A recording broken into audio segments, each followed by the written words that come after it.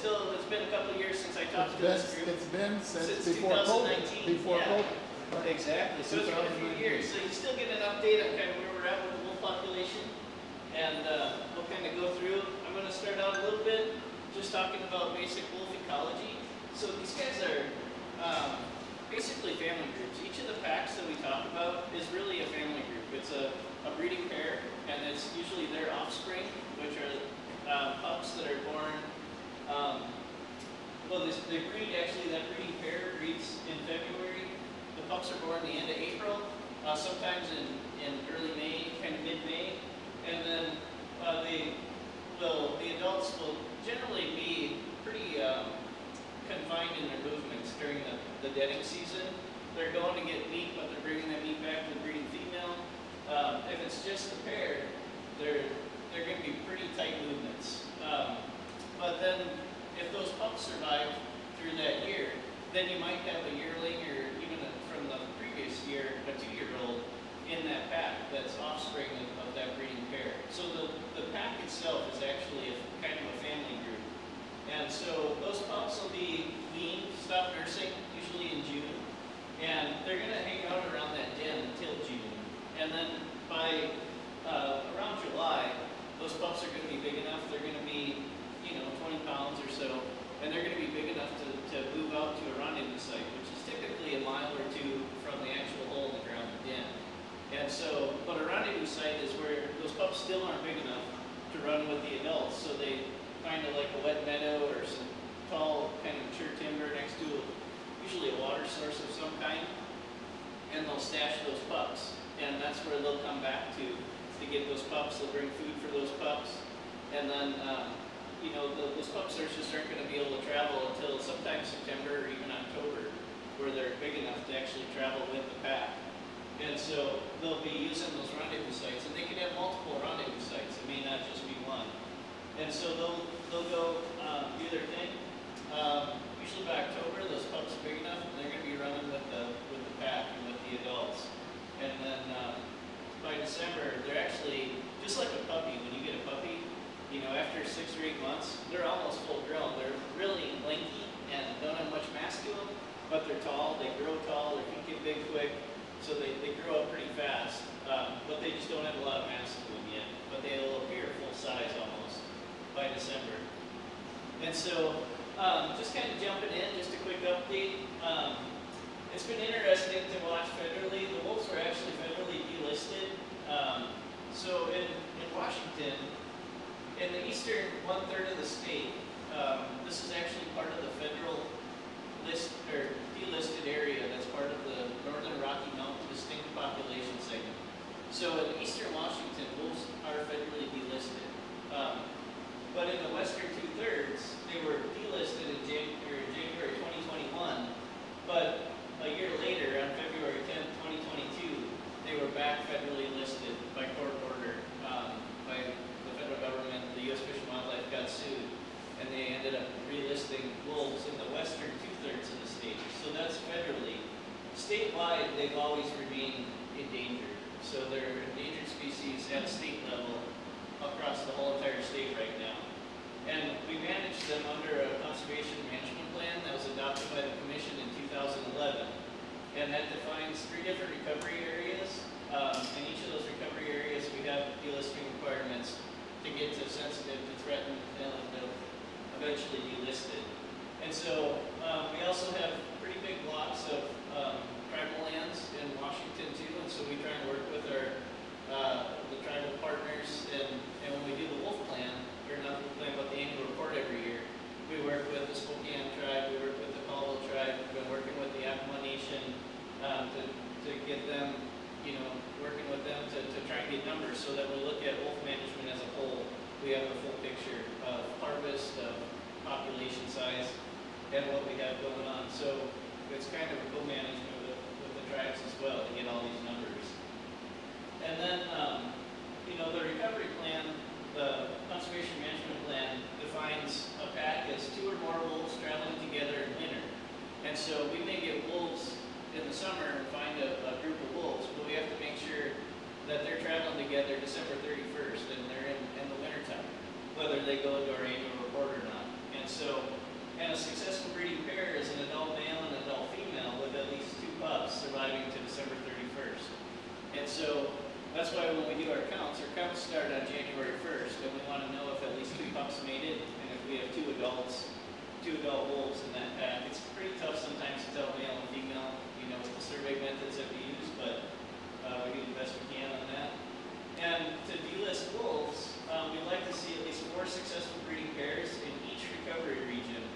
And so we'll go over each recovery region and where we're at, but then we want to see at least 3 anywhere in the state for 3 consecutive years.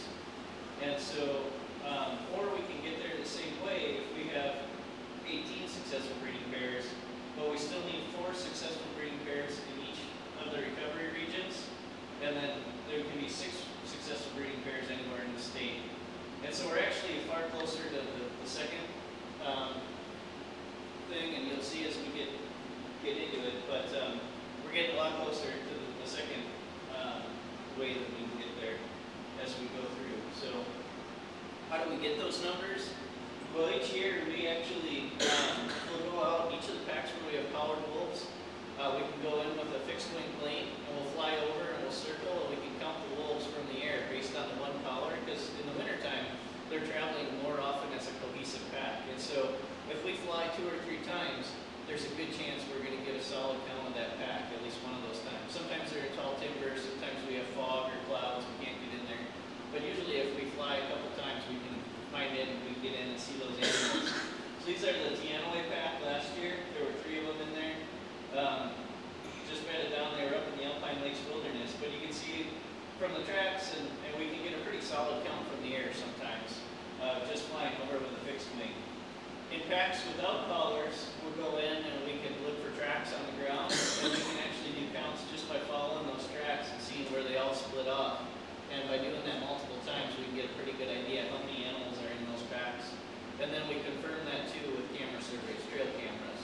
And if we have a good area where the wolves keep coming through, that's where we'll put those trail cameras up. And a lot of times we can get videos or pictures of those wolves and get a pack count. So to get collars on, it's a whole different ballgame.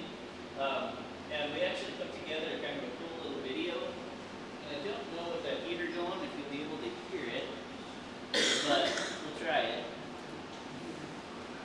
We'll try turning it off. Okay. I'm going to turn the volume all the way up as well.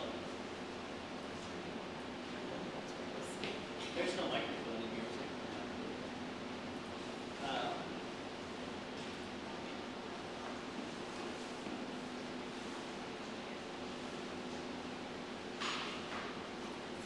So we're going to try and play this video here. Can we turn the volume up on this? I don't know how.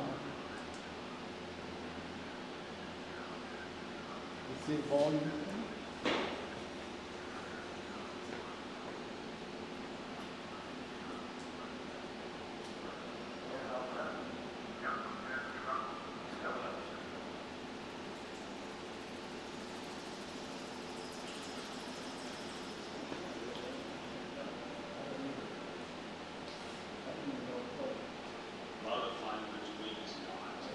Can you hear that? It's not the only voice of all of you, man. But you can see what happened. Not very well back here.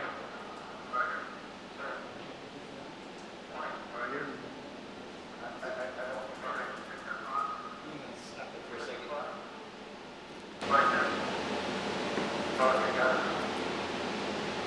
Let me see if I can get this off there. Sorry about that. Okay, here we go. I'll just restart the video here.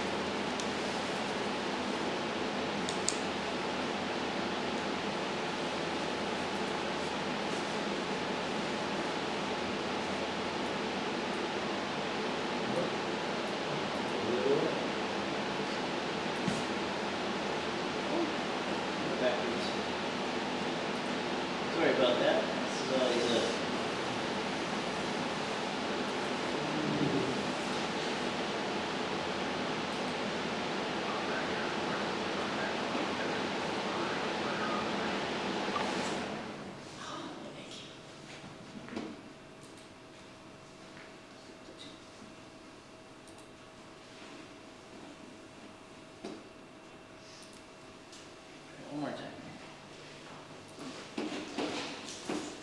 then the heater stopped too, so that helped.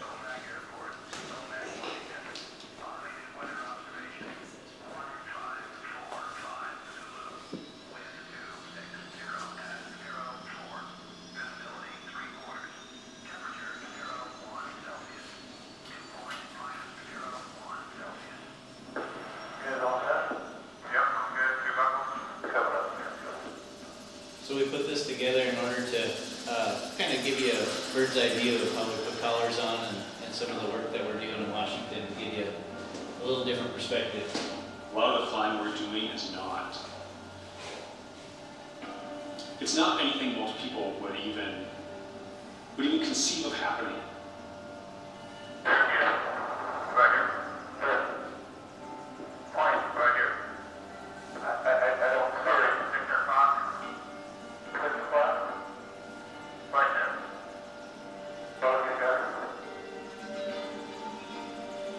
We're flying 10 feet off the ground at 30 miles an hour around trees just to get a chance at maybe darting a single animal.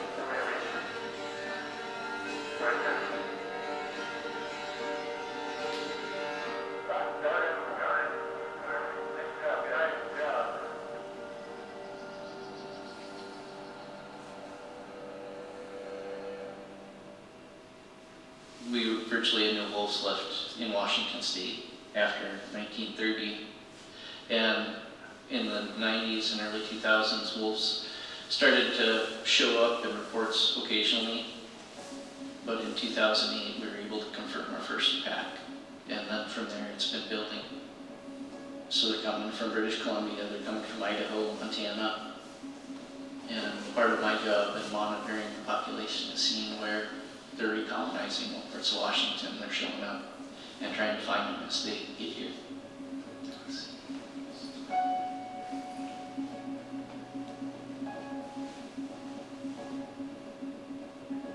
We're monitoring wolves a lot of different ways in all these different aspects to answer the same question. How many wolves are there and how's recovery progressing? It might seem simple, but there's a lot going on in that. Today, we went out on snowmobiles in the Loop Pack territory. We were doing our winter surveys where we try to get a minimum count of the number of wolves in each pack. And so we were looking for tracks and sign of wolves, because that's one of our methods for counting them. So we got two of these going this way. And if you've got a lot of sign and activity, we'll throw up a trail camera there and see when they come back through. And so we do that first, and if we think wolves are in the area and we think it's a pack of wolves and they may have pups, we'll then try to go in and we'll try to collar one of those adult wolves. And the way we do that is by trapping them in the summer. So we'll go in, we'll set these Lego traps just like you could probably imagine, except for they have rubber instead of steel where the teeth are. And you go out and you check traps and you don't catch anything. You go out and you check more traps and you don't catch anything. They can be incredibly frustrating because wolves are incredibly smart. And the winter is a whole different thing. In the wintertime with a pack, with a collar, we can go in and put another collar in or switch those collars out with a helicopter. We'll draw the blood, and we'll put ear tapes in, put a microchip in it just like you would microchip a dog. And then we'll collect a tissue sample for DNA, and we'll take all kinds of measurements, then we'll fasten that collar on. By having a collar in the pack in the wintertime, we're able to go out and use a fixed wing plane, and we can circle with the plane, locate where that pack is, and we can actually physically count the number of wolves. 1, 2, there's at least 2 straight down. A large part of our wolf monitoring has been collar-based. So as wolf biologists, we go out and we put radio collars on wolves, and then that information allows us to figure out how many wolves are in packs and kind of what a territory looks like. But as the wolf population grows, we're not able to maintain collars in every pack.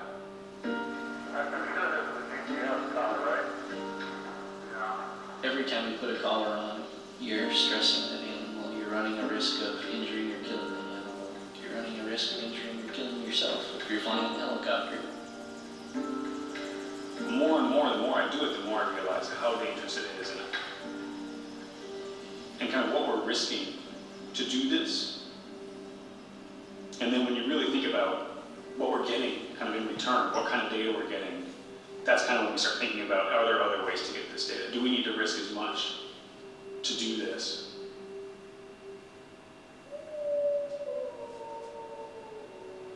Collars are a tool, but we're looking at cheaper ways and better ways to constantly refine how we're finding wolves on the landscape. Audio mounts are a open source, computer chip based listening device. And setting the audio mount is simply just putting this little device in a Ziploc bag and stapling it to a tree. We're just listening to the sounds that are out there, and we're using that to tell us how many wolves are in a landscape. That's never been done before, and it's super exciting. You're listening to wolves howl.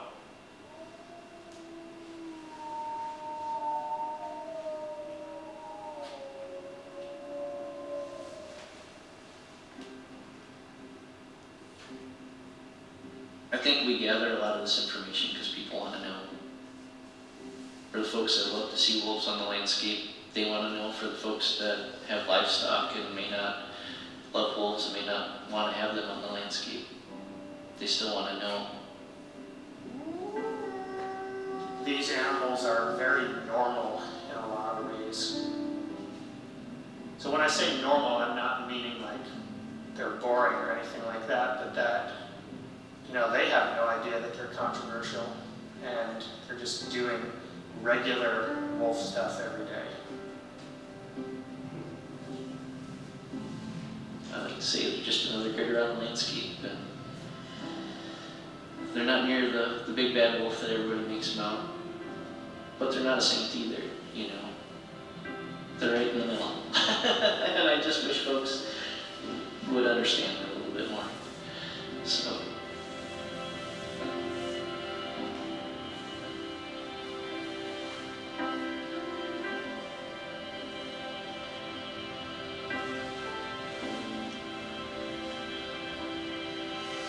That was a loop nail when we were doing captures. Caught him on the river. But it was just kind of a neat way to put together all the work that kind of goes into the winter captures and the summer trapping efforts and how we monitor these wolves. I could sit up here and explain it all day, but to see a little bit of it, you know, in the video, I think is a neat way to do that. And Benj and Sarah Drummond put the video together for us, and boy, they did a really nice job with that. So Is it online?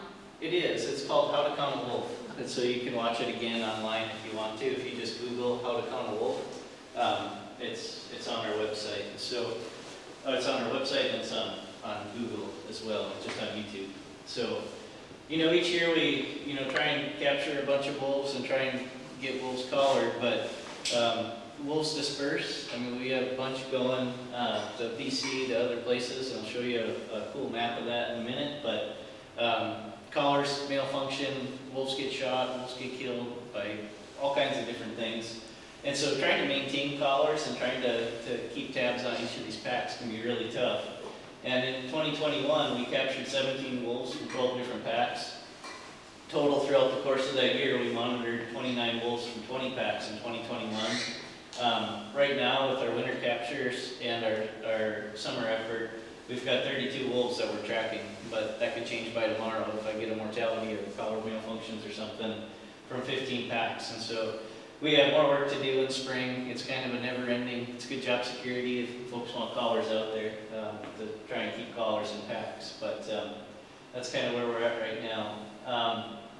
And this is kind of tough to see on the screen, the backdrop, but this is the latest from 2021, the map of where our packs are. So we've got a lot of packs in northeast Washington, both on the Colville Reservation and up in the northeastern corner of the state. And then we've got 5 packs down here in the blues, or 4 packs, 5 packs, because Columbia there. And then we've got a handful of packs in the North Cascades, as the North Cascades is starting to fill in. Wolves have an easier time setting up a territory next to other wolves. They have an easier time finding a mate and then setting up and carving out a territory. And so as this fills in, it'll probably pick up a little bit quicker. This area filled in because you have immigration from Idaho, from Montana, from BC, and so you have a lot of places where wolves can come in. And with the Highway 97 valley that comes in here, I think it's just a little bit harder for wolves to get down the Cascade. It's taking a little bit longer than we had kind of projected, but they're definitely making their way. And then the yellow, I think, is the new pack territories where packs have established in 2021. And of course that'll change for 2022 once we get that data all compiled. Diopsid Creek, we had a pack up here 2 years ago, or 2020, yeah, it's 2 years ago. But it was just a single wolf that we found last year. It wasn't an actual pack, it wasn't two wolves traveling together. And so we don't have all the information in for this year yet. I'm not sure if it's going to be a pack or if it's just going to be a single animal or if it'll even be there anymore. But we're just working on getting all those numbers pulled together. So if we look at the numbers, we had 19 successful breeding pairs and 206 wolves and 33 packs. And when I mentioned our recovery objectives, we want to see at least 4 successful breeding pairs in each of the recovery regions. So Eastern Washington's doing pretty well. North Cascades, we've had 4 successful breeding pairs in there, I think for 2 years now. And so we're kind of about 2/3 of the way to our recovery goals. We just need, these wolves here are going to help provide dispersers that are going to get down to the South Cascades. And so we're seeing wolves go from these areas to northeast, and I'm positive they can make it from northeast to the South Cascades. So you just got to have a population so that population can build.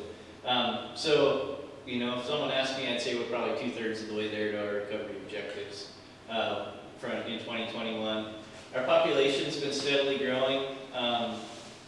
That's 2021, and we had 206 wolves. So we've seen pretty steady growth in the population.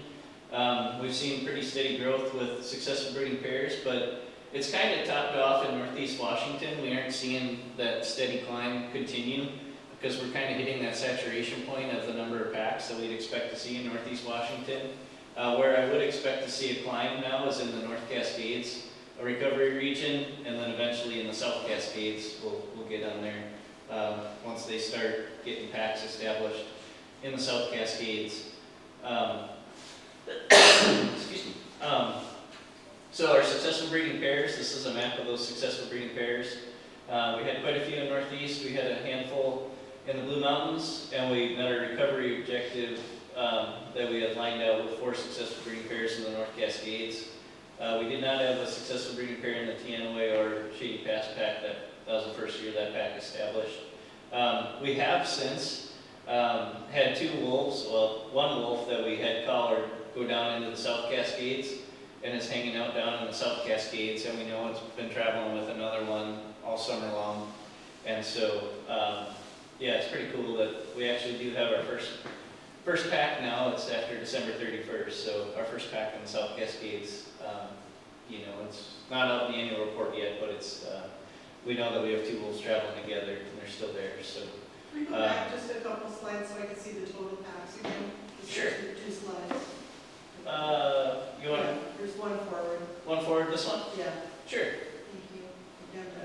Yeah, and again, these are our 2021 numbers, so this isn't what's going to be released in April for 2022.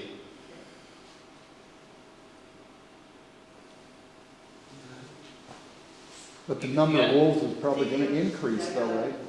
I don't know yet. I don't have the numbers tallied yet in the packs that You we would have. think that the way it's been going, you would think that it's. Yeah, if it follows the same trajectory, but we've had some times where we've hit a plateau.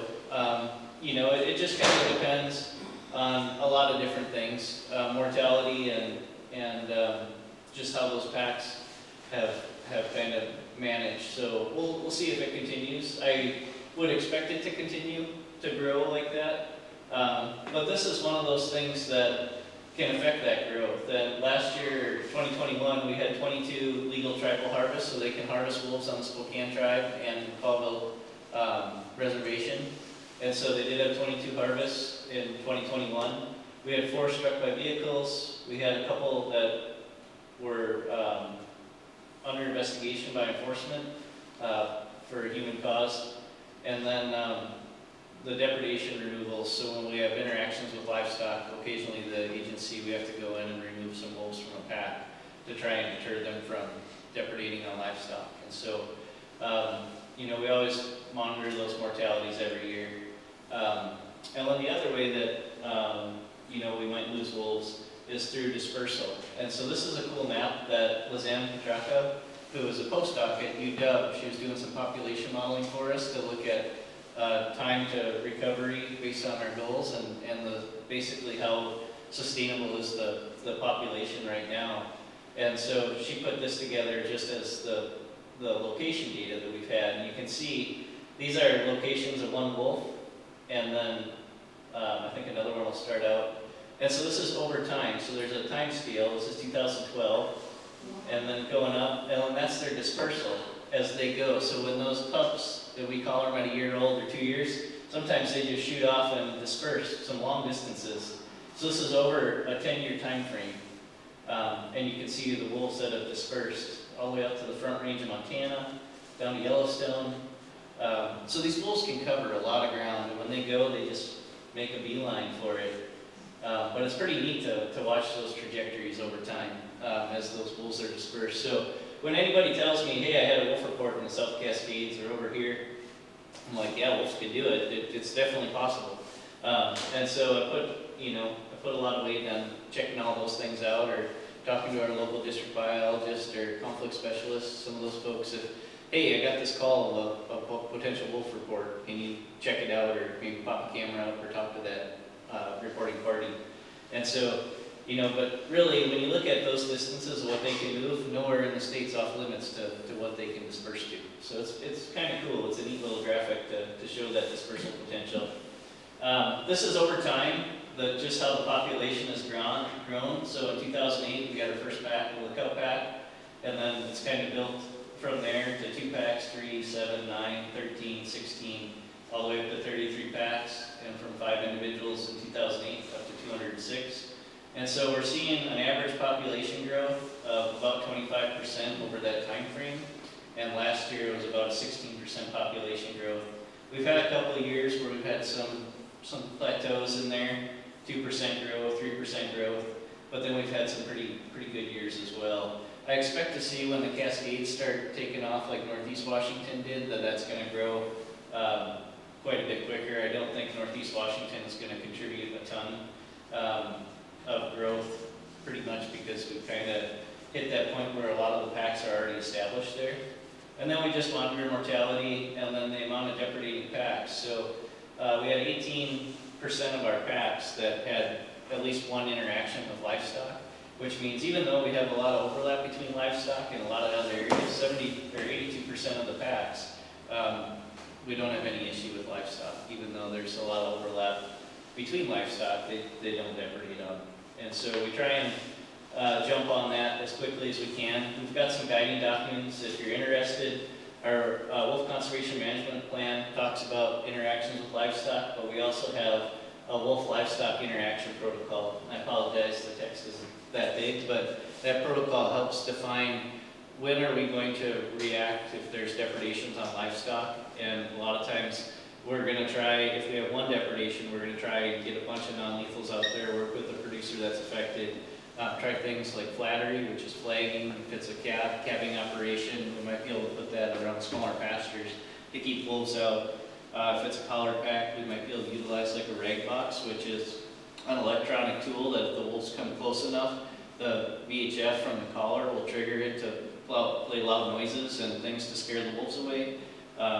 Range riders on open range land, on like Forest Service or private timber grazing allotments, we contract or use DPCL contracts, which are a contract with the producer to help them cost share having somebody there to help watch the livestock during the summer while they're out on range. Plus there's nonprofit groups like Nuke and Kapow are organizations that actually fund range riders to go out and help producers watch their livestock, and it's really helped us keep our numbers relatively low on livestock. So if you compare numbers in Washington, this is the population of wolves as it's declined.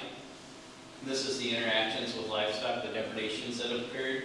So that's 50 right there. We've maintained under 50 interactions statewide with livestock over the years. In 2021, it was actually relatively low. Comparative to Oregon, to the Mexican Wolf Project, to other populations similar size, we have about a third of the depredations that they see in those jurisdictions. But we also put a lot of resources into those non-lethal tools and working with the producers to try and minimize those. So the black line is the lethal removal over those years, how many wolves we've had to kill to try and reduce that conflict as well. And that's relatively low as well compared to other jurisdictions. And so, you know, one of the biggest things for me, and especially this time of year, but all throughout the year, this is a big state, and every year I'm up in, tomorrow I'll be up in Tenasket, Thursday and Friday I'll be up in Northeast Washington, and I'll be back here. I was actually supposed to go to Stehekin, but it's going to be 2 degrees up there, and I decided that was not a good time to camp out for 2 nights. And so I decided to go stick a place where I can go to a hotel on the super cold nights. So I'm going to go, but I'll be doing those surveys. But the thing is, we do a lot of work around the state, and one of the biggest things that helps us is people reporting, or a lot of folks have trail cameras, a lot of people are out tracking, you know, take a cell phone picture. You can upload pictures or videos to the website and observations.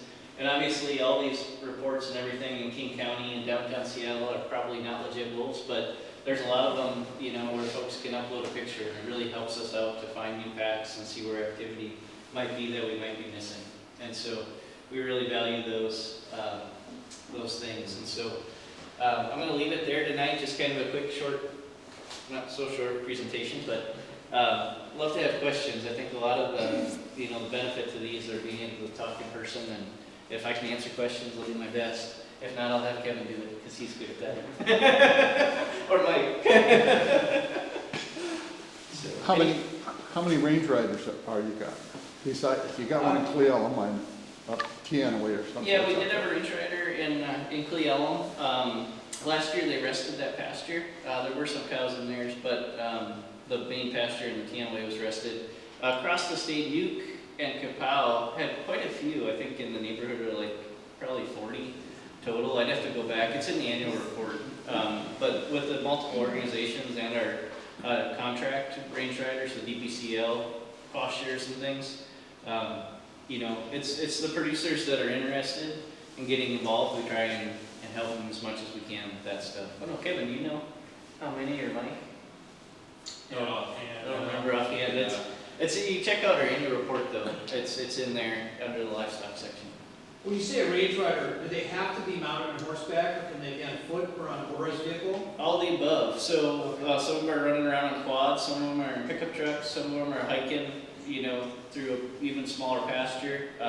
You know, but a lot of them are on horseback because they're in pretty rough terrain and spending the day trying to get to as many of those livestock as they can, and just get eyes on them. If you can, push the calves so that they aren't straggling off. They're with adults, especially just before dark.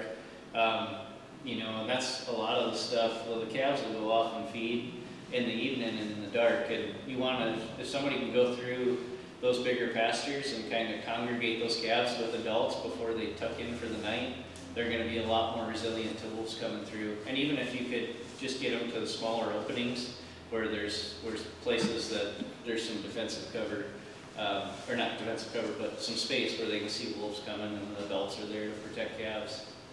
Because usually it's the calves that are vulnerable. We don't get a lot of adult livestock that are killed or injured by wolves. It's mostly calves. So is there one of their jobs, if they see wolves, to haze them away, or no? They can. Wolves are pretty, I mean, you don't get many opportunities to haze a wolf. They pretty much will run off if a person's around. It's more of keeping the animals, checking out the behavior of the animals. When wolves have run through a herd of cattle, they can get pretty skittish. So you can tell just by the behavior of the cattle sometimes if they've had interactions with carnivores or wolves in general.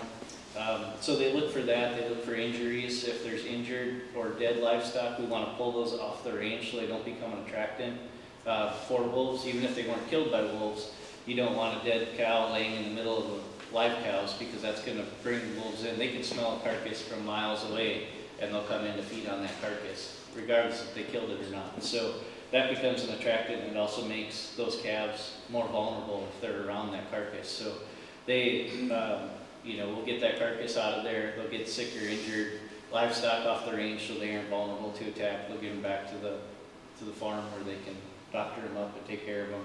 So it's those tasks that the range rider really helps to minimize that conflict. The biggest thing is the dead stuff. Whenever there's dead stuff in there, it just becomes this attractant and leads to problems over time, especially bone piles. Even these folks that just pile up the dead livestock on the back of their property, that kind of issue, one, it habituates wolves to people as they bring dead stuff and feed it. There's human scent there, plus there's the livestock, but then it also keeps those wolves coming down to feed on that stuff in and around close to those livestock. And so keeping those, burying those carcasses, getting them to the landfill will cost you the price of taking them to the landfill and help pay for that. In one instance on a dairy in Northeast Washington, we dug some big pits so they could just push them in and bury them. Try and do things to help those folks kind of clean up that stuff so that we don't have the interactions, because that's where we have the biggest negative issues. All those numbers on depredations, it's a lot of things like that that can contribute to that. If we can clean some of that up, we have far fewer issues. And so we've seen success with that. Sure. I have to ask a local question. No worries. The last time, in 2019, you said that there had been a sighting in the South Fork at a tree farm. Are there any recent local? South Fork at a tree farm. I don't, which one? Is that the False Creek one? That I think you had a trail cam or something Oh. that somebody, I think it was I last can year. elaborate on that. I was gonna ask the same question. Yeah. Okay. I heard a report of 6 wolves at Goldmeyer Hot Springs on a trail camera. Oh, I didn't hear that one, but no, I You was know the what one that on the was? South Fork. I'm not saying. Okay, I haven't seen the one at Gold Springs, or the Hot Springs, but I do know we had a caller. Oh, go ahead. Sorry, from one of your biologists actually. Oh, One of your new hires, a lady, I can't recall her name. I wouldn't reach out to her if I yeah. I don't know. I mean, Mike is pretty local as far as there's something going on. A report from one of our bios. Well, yeah, one of your state wildlife bios. She's a younger gal. She's not in conflict. I want to say she's with them. I couldn't call, but I met with her in Bell. Yeah. My second question is, you haven't had any wolves use the wildlife bridge, right? We have not. We did Do you have expect one. they might, or? I suspect eventually. So we did have a wolf, the one that went to the South Cascades. He was originally from Tianaway, and he went and hung out in the Nanum for a little bit, and then he decided to take a walk about up here to Gold Creek, and so he went up past the wildlife crossing structure, kind of bumped into the highway right up by Alpental, and then went all the way back down past the crossing structure again, and hung out on Easton Ridge, kind of down by Suncadia for a little bit, and then went to Indian John Hill, and bumped into the elk fence on the kind of past Indian John Hill, where the rest stop is in Cleelum, east of Cleelum. Bumped into that elk fence for a couple weeks, and then all of a sudden made it up to the end of the elk fence and shot across the highway there. It looked like. And yeah, so that one ended up going down all the way into the South Cascades, and we're still tracking that one. I caught it again this winter, and we had to recollar it because his collar was going to come off in March. When the battery starts going dead, we have an automatic drop-off, so they don't have to pack it around their whole entire life. But we actually got in and caught it again before the collar dropped off, and we were going to put a fresh collar on, fresh batteries. And so, but yeah, so that one did come up by the crossing structure, but it didn't cross it. I suspect that they would definitely use it, and even the undercrossings might be more amenable, those longer bridges and things. The way they have it set up now, I think it's definitely possible. But this one happened to just cross. Wolves are not super, if a wolf wants to go somewhere, they're going to find a way. They're just going to work at it until they find a way, and they're going to get where they want to go. And so, when you look at those, we had the one go up to Northeast Washington this summer, and it actually came over here to the airport to Snoqualmie for a little bit, just before the rains came in fall. I don't know when that first rainfall was, but it got over here to the middle fork of Snoqualmie for a little bit. And That's what I was thinking of. it might have been. South Fork, it might have been the middle fork, yeah. Yeah, but then Yeah. it started to rain, and boy, the thing took off and went the other way, and it stayed in the Needham for a couple days, and then all of a sudden it swam the Columbia River. It went across the Columbia Basin, right past Steamboat Rock, swam the Columbia River again, went across the Caldwell Reservation, swam Lake Roosevelt, ended up over the Huckleberry Range, and then on the other side, a range just outside of Deer Park in the Five Sisters, old Five Sisters Pack territory. So when you think about when a wolf wants to go, it just goes. It doesn't matter if it's a, 5-mile swim, it's gonna go. And so, they'll cross the highway, they'll figure out some way to do it. Some of them don't make it, they might get hit, but Was it looking for a mate? I imagine so. It was that 2 to 3 year old range when you'd expect them to disperse. And so, yeah, it's gonna just look for mate. And I think, it came from the Tiana Way, and it's pretty slim pickings down there. There's not a lot of packs around. So they're gonna take off and look to try and find some other wolves around and see if it can find a mate and carve out a spot for a pack. So, but yeah, it's kind of cool with that collar data to be able to track them. In the old days with the VHF, you had to fly for hours in a plane, and you might pick it up, you might not. But now with the GPS technology, it just sends it to our email, and it's like, oh, it's here today. And it's almost, addicting to, like, you check it out in the morning, well, how far did it go? And I know the feeling. it's like halfway across the state or in Idaho or BC. So it's kind of cool to see. I got another question. Sure. Your recorders that you put in the tree, Yeah. can you take those out and put them in like a voice thing and determine how many different voices there are that you're hearing? So that's actually a research project that Trent Racine, he was one of the biologists in the video. He's actually working on his master's right now and trying to figure that out. And so you put it into a computer and it goes through, so we don't sit, you have hours and hours, so you don't have someone sit and listen to it, but the computer algorithm goes through and you train it to look for wolf howls. And so you run 14 gigabytes or whatever, terabytes, whatever it is, huge data sets, and the computer mines it for the signatures of the howls. And then you just look at the specific howls and the time frames of those. And they're trying a couple different things. They're trying to see if they can figure out how many voices, how many pups, how many adults are in there based on their howls at different times of years, because the pups have a lot higher pitch, kind of whinier howl, and the adults are a little bit more deep and long drawn out. And so they can try and tell the number of individuals, but then there's also cool stuff. If you have multiple recorders out and you pick it up on multiple recorders, they can triangulate and find rendezvous sites and find locations of activity centers where those wolves were together and howling just by where those recorders were. And so just because of the timing, they're all programmed with a specific clock. And so the time it takes to receive those howls, this one picked it up at this time, this one picked it up at this time, and they can tell the distance and triangulate where that howl actually occurred on the landscape. So it's a pretty cool tool. It's still in its infancy on what we could actually do with it. But that's part of Trent's master's and research to try and we want to know how many recording devices do we have to put it out in order to get howls and get information that we need within a pack territory that's 350 square miles. And so is that 10 recorders or is that 20 recorders, and how far spaced should they be? So there's a lot of stuff to figure out to make them work. The Forest Service has been using these a lot for bird counts, and so they put them out, and a lot of the birders are using it to try and get. But they all have species. really different songs. They do have really different songs, but wolves too have different voices as well. And so it's just, in a computer, you can see those nuances and where it comes out. And so it's trying to figure out. I don't know all the details of it. Trent's working on that stuff, and we'll have his master's and stuff finished up. And there's some folks in the Midwest working on this as well. And so hopefully, as multiple people work on it, we'll get more and more information and make it easier to utilize it as a tool. So. What part of the state are you testing that in? There was I don't know if you guys are familiar with the Predator Prey project the department was doing up out of Okanagan and then Chewelah, Colville area.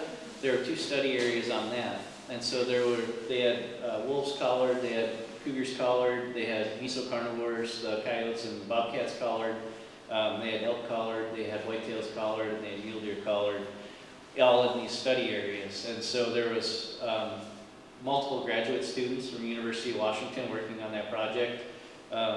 They had the collaring efforts, but then they had camera grids set up too, and looking at it from multiple facets of how wolves and cougars are affecting ungulate populations, and vice versa, how wolves are affecting cougars and cougars are affecting wolves, and so there's a lot of research going on, and this was just part of that project. Since we had known wolf populations or collared wolves in those areas, as well as these other critters, we could use that as a good study area to figure out the audio component as well. So there's a video called Predator Prey out of University of Washington. It's a cool video that talks about that project as well. So we might check it out. So, how about the Blue Mountains on the declaration of the elk with the introducing of the wolves? Yeah, Does the game department do a survey on that? they do. Every year they've been surveying the elk population down there, and the numbers of elk in the blues, there's a couple areas that they're definitely below their objective of what they were looking at, and part of what they were seeing was the calf recruitment was down. They weren't seeing the cow-to-calf ratios in the spring with their spring surveys, and so 2 years ago we went in and started looking at those. Well, we did a kind of a review of those surveys and what was going on down there, and you know, in the 2016-17 winter, we had a really bad winter, not just the Blue Mountains, but all our elk populations suffered, and a lot of our ungulate populations suffered from that winter. So we had a really booming elk population up until 2016, basically, and then that winter just knocked them way back. Well, then the summers after that, 17, 18, 19, and 20, we had drought conditions and very little August moisture, and that makes a huge difference on calf survival and cows getting nourishment. And so the population's kind of on this knife edge, and it's not building back as quick as you'd want to see. And so then, but we weren't seeing those calf recruitments, so we were wondering why that calf recruitment wasn't there. And so we put collars on a bunch of elk calves in that area 2 years ago, and it happened to be one of the worst droughts we'd seen in years. And so, you know, you have very little spring forage. We didn't have any moisture at all in the spring and summer. And so those calves, one, they don't have a lot of nourishment from mom, and they don't have a lot of hiding cover because everything's dry and dead. And then they aren't growing as fast, and so they aren't getting bigger to escape predators. And so we had really high mortality on elk calves from cougars that summer. And so, you know, we had like a 17% survival over the course of the year on those elk calves, which is really low, and it's not enough to build that population. And so, fast forward 1 year, we collar them the next year, we had incredibly good conditions. We didn't remove any more cats than we did the previous year, any more cougars. They upped the bag limit, but the number of cats taken was not any different between the 2 years. But we had really good spring conditions, we had really lush vegetation, we had good rains all the way through June and some in July, and we had good forage, and our calf survival was 3 times higher. It was in the 50s the next year. And so it's amazing how that drought and that climate, and as we look at climate change and we look at those things, that's going to really be impacting our populations, and we're trying to get a handle on that stuff. When we looked at the mortalities, we had primarily the biggest mortality factor was cougars that first year, but then we also had, there was some bears, but it was pretty negligible for that, and I think they had one wolf over the whole summer, so wolves was not really an issue.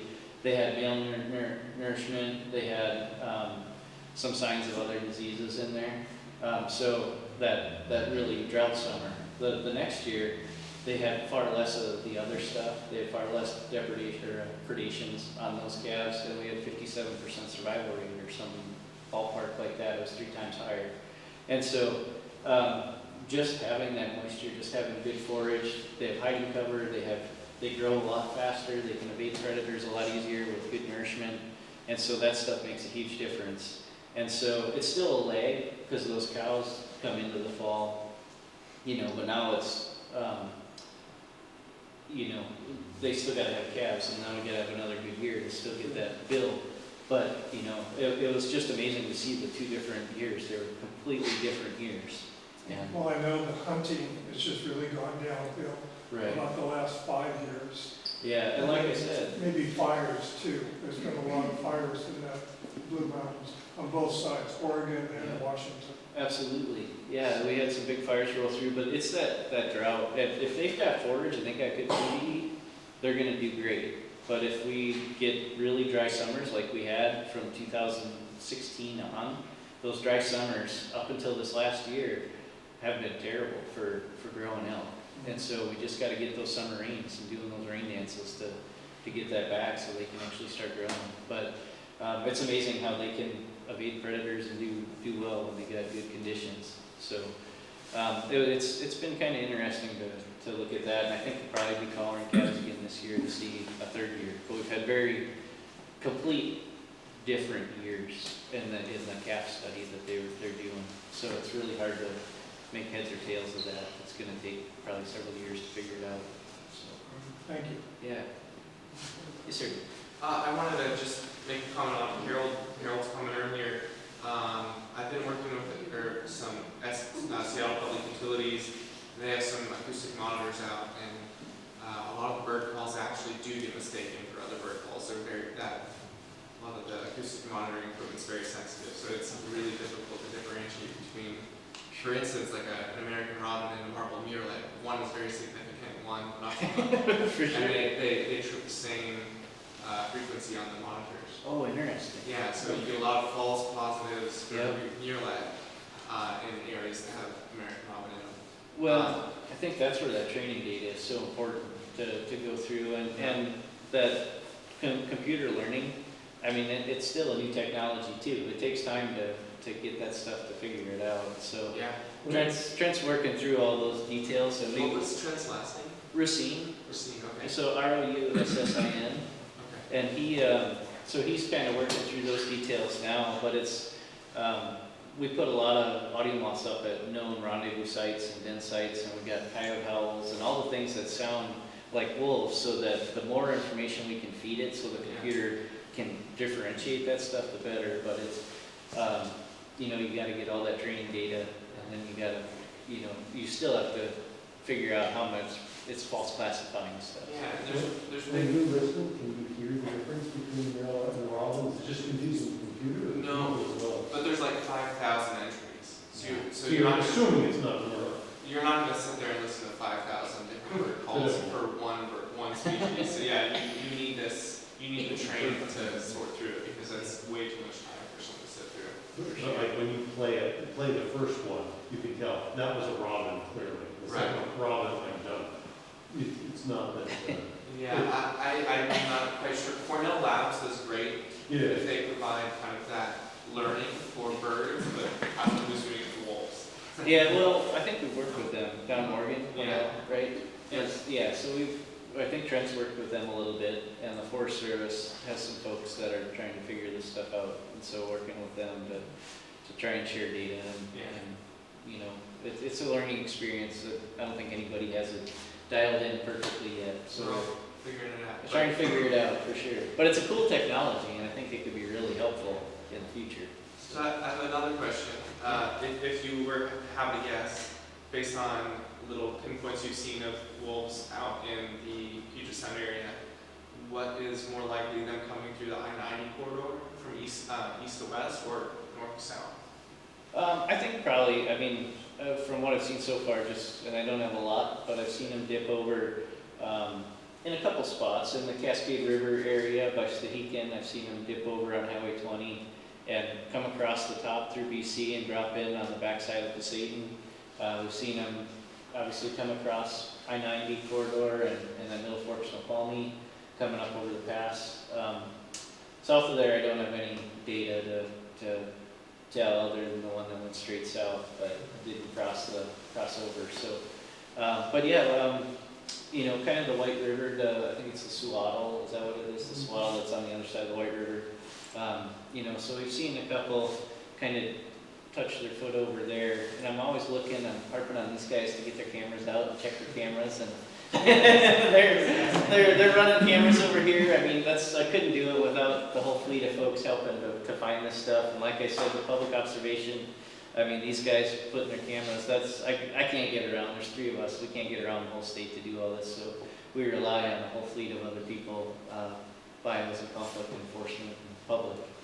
If I can follow up, so your camera placement, is that, I noticed on your slideshow, is that normally like on established game trails or more Forest Service roads, main roads? Where do you find those? All the above. You know, for me, when I put cameras up, if I'm trying to get counts in that, I just look where the wolves are going. If I find tracks or signs, scat, scrapes, anything that I see that I think, oh, a wolf has been here, I'm going to pop a camera up. It could be on a main road, it could be on a side road. I try and tuck it in and hide it as best I can, but it might be on a game trail. It just depends on where we're at. And so, but I usually try and let the wolves dictate. In these areas where we don't have wolves, then you're just kind of, I might look for saddles, I might look for heavy game trails, signs of deer and elk, things that I know are going to be signs where I would expect a wolf to move through. Could be a creek bottom with some elk trails through it or something, you know, but they do use our trails. I mean, that's the thing, when wolves are on a landscape, they aren't cryptic. It's not like a cougar where, you know, they cross roads. These things are going to line up down the road for 3 miles. And so you're going to see tracks down the road. And, you know, where most people blast by, I've got my head out the window at 5 miles an hour and they're honking at me because I'm trying to find tail claw marks in the gravel, you know. And so it's, yeah, you try and look for that sign, you try and pick out those areas where you're expecting to move and pop the camera up. So, Thank you. yeah. Yes, sir. So if I incidentally got a wolf on a trail camera, especially if it's a collared wolf, am I right in that there's a reporting tool on the website I should go to and just? Yes, sir. So if you go on our Fish and Wildlife website, and it's under the home, and if you just go to the gray wolf conservation and management section, if you just go up into the search engine and type in gray wolf, it'll bring you up to this page right here, which is the gray wolf conservation management section. And then it says report a wolf observation. And so you can just click on there, enter a wolf observation, and it'll ask you a coordinate of where that location was, or you can go navigate on a map and click on a point, and it'll spit up that for us, the location for us. And then it'll say, do you want to upload a picture? How many wolves did you see? You know, a series of questions about that observation that'll help us. And then, but the pictures are probably the most critical for us because I don't have time to run out to 1,000 sightings, but if I can high grade to a picture or a video, then I can really hone in like, oh yeah, that's a coyote track, or that's a cougar track, or that's a wolf track, or, you know, that could be a wolf track or it might be a dog, but it might be worth following up. And then talk to these guys if it's in their neighborhood, say, hey, we had this cool observation, you want to maybe talk to that RP and reporting party and go out and check it out for me. And so, or I might call them up and do that. But so you can upload those right up on here and the location where it was. Okay. So, yeah, for sure. All right. Well, thank you, Ben. Sorry, one more. You had some great footage of you tracking wolves with fixed-wing planes through eastern Washington. Yep. What are some challenges and some solutions to tracking wolves through western Washington, where it's more dense? That's the tough part. That's where cameras and track surveys are going to help us out the most. And the audio moths, actually. Yeah. And so, you know, that's why we're trying to build that tool into the repertoire so we can say, all right, we need a grid, you know, of audio moth every mile, and we'll put it there if that's what it turns out, or it might be every 5 miles, because some can travel a long ways, those audio moths can pick the stuff up, and so, you know, and we might, we've got a lot of data on wolf movements and stuff, and so we can high grade to what's the higher quality habitat and focus our audio moth grids and stuff in more high quality habitat that we would expect wolves to establish, and things like that. Use tools at our disposal from knowing how wolves use the landscape. So just to pinpoint areas that we want to put more effort. But it's those cameras, it's those tools. You're right, it's going to be tough. I think aerial capture work is not an option for wolves. They move so fast to actually dart them. It's hard enough to dart them in an open spot, let alone do it in tall timber. I mean, we do it in 200-foot tall trees. Washington is not an easy place to catch wolves with a helicopter, but we put a lot of faith in our pilot and are pretty lucky on our shots sometimes. But yeah, Western Washington's going to be a lot tougher that way. But trapping-wise, we can still get a caller in there through trapping. And we did get that one collar up in Skagit. We've since lost that collar, but if we have opportunity to do that again, we'll try and get another collar out if we can find other wolves, so. Yeah. All right, thank you.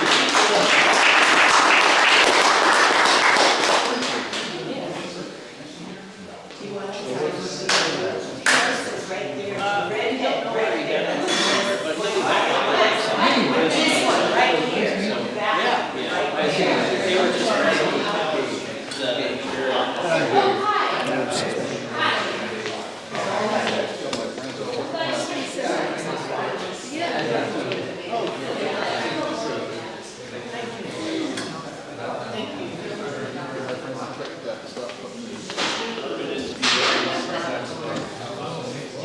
Yeah.